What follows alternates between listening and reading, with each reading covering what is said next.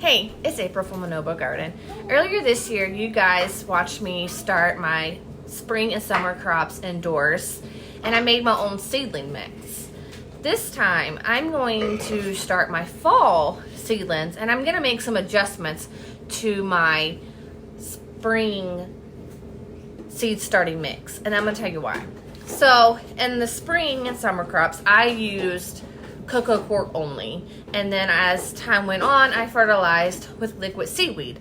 I did not like my results. I felt like things started slow. I felt like they weren't progressing. Things didn't get big like they were needed to, and then the transplants really didn't do that good as well. So this time, I'm gonna add 2 more ingredients to see how that works, because I have an extra block of coco coir left over, so I kind of want to do this experiment so that I know if it works or not. And if it doesn't work, then I'm gonna move on from coco coir mixture and find something else. So let me show you the 2 ingredients I'm adding, and I'm gonna tell you why.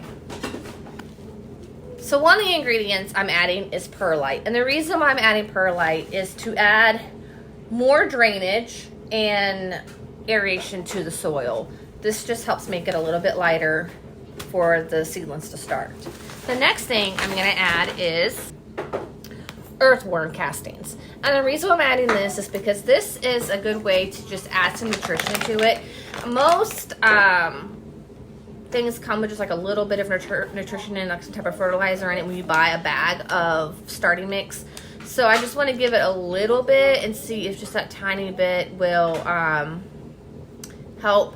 I don't really know the ratio of this, guys. I'm going to first, if you guys remember from my other video, if you watched it, if not, then we'll go over all this together. But coco coir came in blocks like this. And what I do is I add hot water to this and it dissolves it. So I'm gonna do that first to see how much this one block makes, because I need to determine how much of the other 2 I need to add as well. So let's get this block broken down, and I went ahead and preheated some water for us.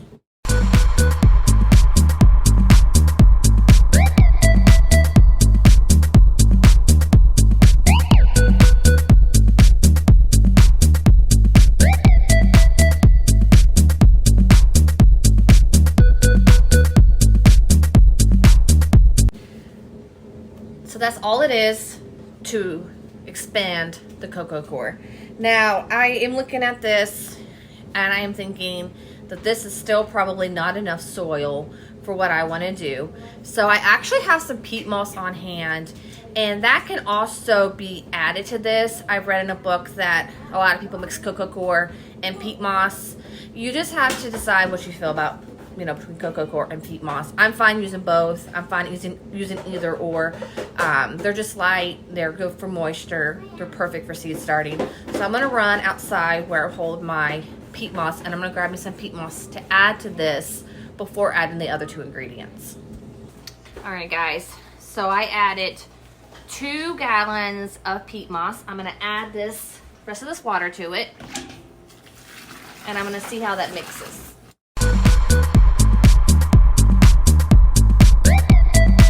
Guys, this is what the peat moss and the coco coir looks mixed together as right now. You will know that it is steaming. This is boiling hot water, and the reason why I mix this like this is called sterilizing, and it will kill off any type of fungus gnat eggs that could be in the soil, or whatever you want to call this. But so I'm going to go ahead and mix in the worm castings and the perlite as well. So for those who have not seen perlite, it's just this light, fluffy white stuff. So I'm going to pour some on top, and let's mix it in and see what it looks like.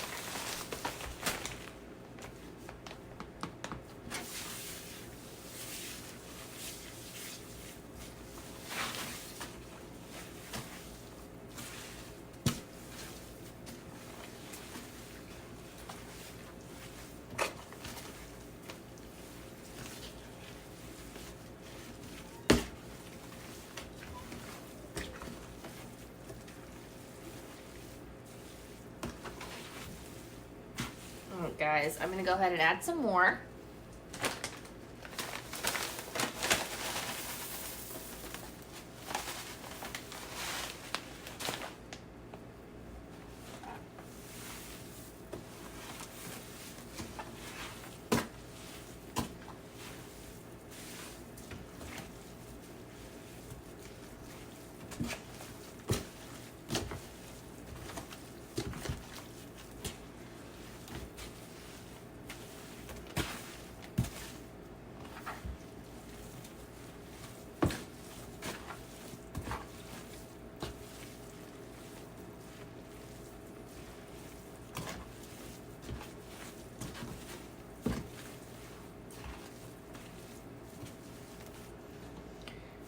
I'm gonna add a little bit more and then I'm gonna explain to you guys what I'm looking for.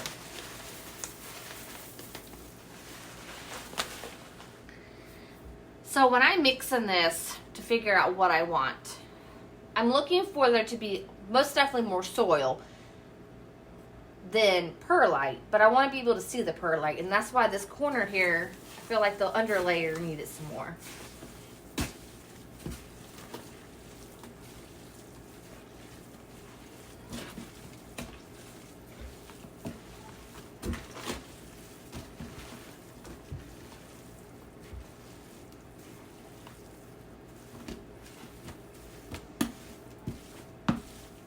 Now let's add the worm castings.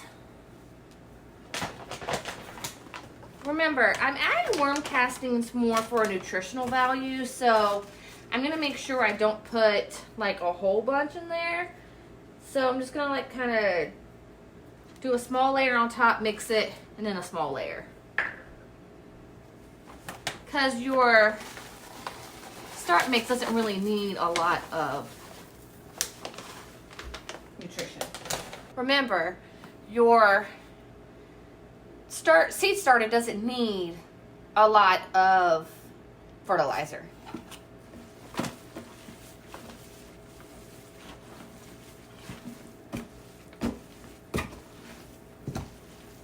So I'm gonna make sure I bring some of the soil from the bottom up.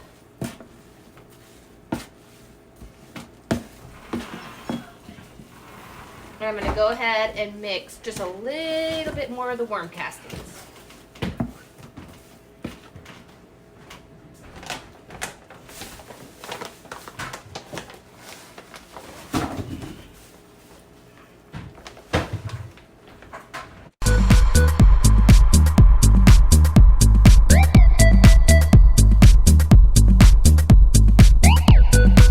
So here's my finished product. So now I'm just gonna let this cool down. There's two ways you can do this. It is more recommended to let it sit for a week. I don't have a week, I'm already behind. So I'm just gonna let this cool down and I'm gonna start my seeds tonight. I will make a video of that as well to kind of show you what I did finally decide to make in my fall garden. But I'm gonna go ahead and release this video today so that you guys can see what I'm up to. I thank you guys for watching this video. I hope it was helpful. And remember, if you like my videos, like, share, comment, and subscribe. Thank you.